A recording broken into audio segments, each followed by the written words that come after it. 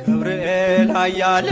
መልአከ ሰላም መልአከ ብስራት የምታወጣ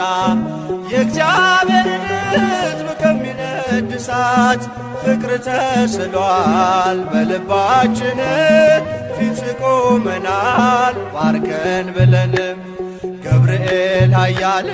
መልአከ ሰላም መልአከ ብስራት የምታወጣ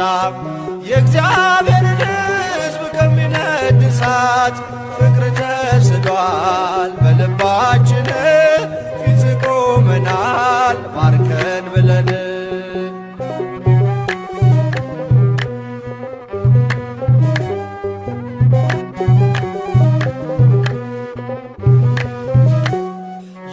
የጽናታቸው ዝናው ሲሰማ